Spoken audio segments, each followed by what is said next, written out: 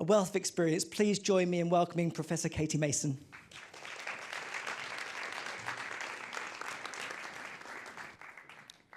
This is my hometown. This is Ludlow in Shropshire in the UK, and it's been there a long time. It's had a market there for a very long time, back to the 11th century, and that's when de Lacy decided to build this splendid castle. Actually, just outside the boundaries of the castle is a town square, and in the town square is a market. Every Wednesday, Friday and Saturday, the market pops up. The stalls are set out and people exchange goods and greetings. This is what it looks like, and I love it. I love to browse the local produce, the homemade cheese, the pickles, the preserves. I love to see the handicrafts that have been made by people from the region. There's actually a really brilliant photographer there that specialises in wildlife photography and landscapes of the local area. And it's really great to look at the pictures that he has for sale. They're really beautiful. I meet my friends there, we chat, and it's just a really nice social place to eat, drink coffee and eat cake. I've also taken my necklace there to repair. It got broken. It wasn't worth nothing, no monetary value, but sentimental value, yes, it mattered to me. And so I took it to Maggie, who I trusted to fix it, and she did. So Ludlow is a place. It is a place. It makes me feel safe. I feel like I can trust the people that are offering goods for sale, and I have some sense of their values.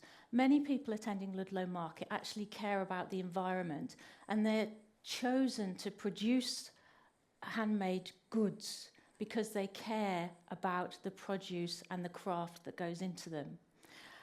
They're also in a space that really supports small businesses, and so they're part of the community, and that's a really lovely thing about it. So for the most part, for me, Ludlow Market is a moral market.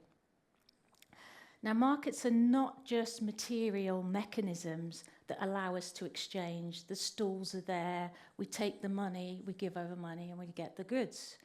And of course, all the roads lead in to the centre of the town where the market takes place. They're also really important social institutions that help us reflect our values that we bring to the society that we live in. And our values shape the market, but also the market shapes us and our values, what we care about and what we treasure. The challenge is when markets scale up, the moral traits are disappeared. They're disappeared into the geographic distance. They're disappeared into digital worlds as we buy things from Amazon and other websites. And they're disappeared through social detachments. We engage with machines rather than people when we exchange. So global markets quite often hide values in market mechanisms, and we're not really encouraged to uncover what those values are. And rarely do we have time in the busy modern world that we live in to actually question what it is good to buy. We defer and displace our concerns about the environment, about society, and we leave that to the regulators and the watchdogs.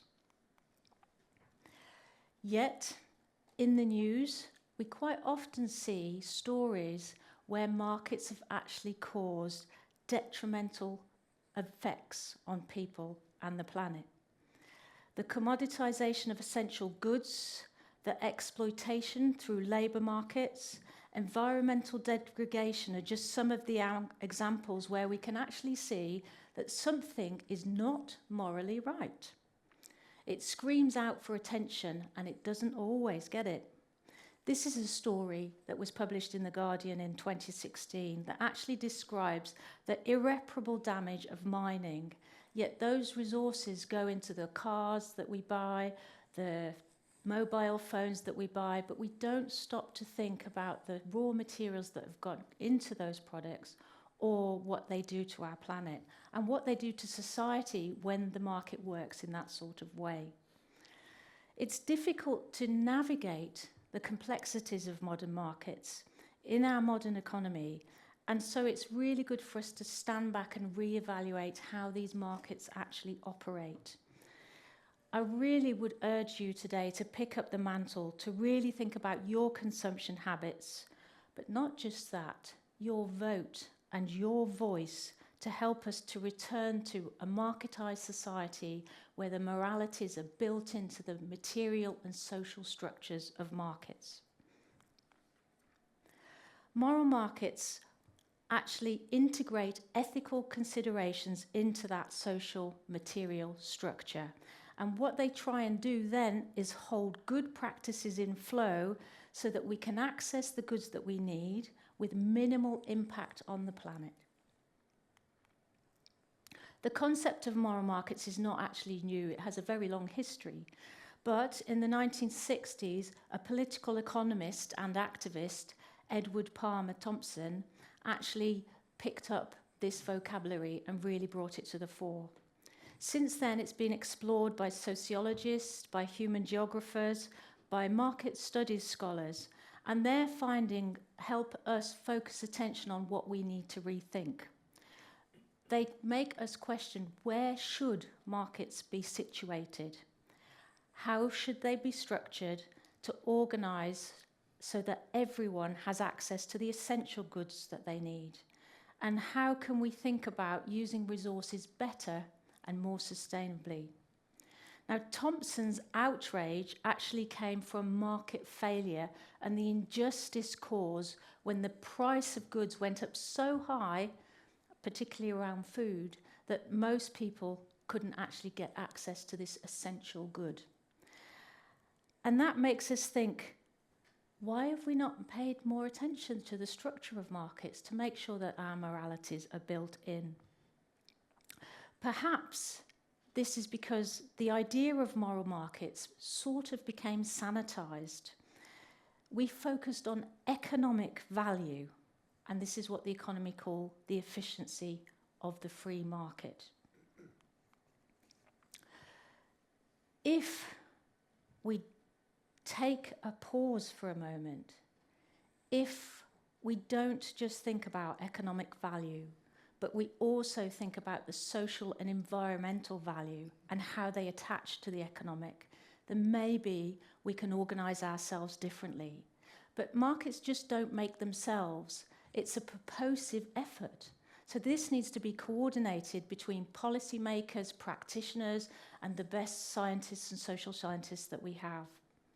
The market studies community is an interdisciplinary community, international, of scholars from all over the world that are really working to try and look at what these moralities should be for the common good and work with all sorts of different types of market actors through the whole supply chain of different types of market sectors to see how they can design in these elements. At the heart of moral markets are then three core concepts: moralities and values, what matters to us and what we care about in society and in the environment; collective action, how are we going to bring about change together; and the ability to evaluate well. If we don't have the information, data, or knowledge at hand to make good judgments about sustainability and an inclusive society, then we can't make those judgments. We need to understand also who has the power to intervene in markets when they misfire or cause harm. Everyone in the market system needs to be prepared to refuse to consume, to reuse and recycle, and that needs careful thought to make sure that the mechanisms are there to allow that to happen. Now, it might have been, at least in part, the economists' fault that got us into this mess because they were focusing on the money, but they're also helping us get out of this mess. In 2012, Alvin Roth won the Nobel Prize for Economics for his work on market design. His work focused on organ donations and school admissions And he looked at some of these markets requiring what he called stable allocations. And the idea of this was to ensure that goods were accessible in a fair way, but he also pointed out that this would only happen if that fairness was designed into the market. And this is a big step forward to recognise this as a Nobel Prize. That meant that we're not only thinking about the efficient market, but that the market must also be equitable. I would like to take that idea and push it further. I think that in order to put society back into economics, we need to have an urgent effort towards co-design, where we're actually working across huge market sectors, bringing the expertise and knowledge from very different market actors, right up from the raw materials excavation all the way down to the way it's produced, the way it's packaged, the way it's sold, the way it's recycled and reused and repaired through the whole economic system. And that co-design will allow us to put those collective values that we care about as members of society and re-engineer the way the market works, put them into the materials and social structures that the market system can become. There's many markets that need attention. The reorganisation of the agricultural markets to ensure that fair wages and sustainable practices are in place, right to the establishment of carbon markets where we can reduce greenhouse gas emissions and we can support the promotion of a green growth economy. The question is how do we actually do this? Well, let me tell you about a proposal that I wrote. This was a research proposal for funding, and I worked with Alona Armstrong at Lancaster University, Jenny Nelson at Imperial, and many others.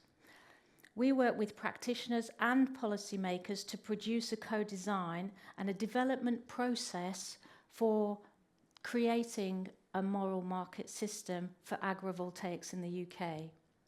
Now, this is what agrivoltaics looks like. Those bits of metal right at the top, they're holding up solar panels, and underneath you have the crops growing. And what's interesting about this is as we face climate change and we face the more scarce resources, our society is being squeezed, societal divide is getting bigger and the challenges are greater. And so what agrivoltaics do is make the best use of land. We're putting solar panels and growing food instead of taking food productive land and putting solar panels on it to generate energy. So it's a really important move. What's really interesting about this is that it actually has all sorts of opportunities to enhance biodiversity and water collection and all sorts of other things associated with it. So we work with farmers, with solar panel developers, with manufacturers and operators, with investors, with plant scientists, with physicists and designers, to try and think about how we could bring people together in this process to gradually unfold what should be done and to imagine this whole market system together. If we were able to do this process, it would allow us to co-develop new business models for high-quality green food and green energy production for farmers. It would allow us to support biodiversity net gains. It would allow us to develop and maintain and design, if you like, the structural part of this work, the physical structures, in a way that can always be dismantled, recycled and repaired. Should our collaborative research be funded, this would be a moral market co-design process in action, and it could have national and potentially international implications. It would allow us to link existing markets with new markets in new ways, and allow us to keep products, materials in flow for longer. This is Ellen MacArthur's foundation visualization of circular economy. It's an extremely well-known image, and it's been a very powerful image in the way it's made people think around the way the economy might work differently. But it also provides a useful map of the sorts of market actors we might need to bring together in order to drive this sort of change. I have no doubt at all that engaged, collaborative, interdisciplinary research could play a crucial role in making and shaping moral markets by bringing together practitioners, policymakers, scientists, and experts from across the entire supply chain. We could create innovative and sustainable solutions in a very different way. I think this could create competitive advantage, but not just that, competitive advantage through collaboration. And that will help us grow a much greener economy. But we can't do it just with industry alone. We need the role of regulators and other market actors. We need to take the public with us on this journey. And then will we be able to accelerate, only then will we be able to accelerate the development of moral markets until we get to a point where we're actually addressing the social divide and the climate change in this moment of crisis. So to finish, making moral markets is more than a noble idea. It's a necessity for our sustainable future, for our society, and for our planet. Thank you.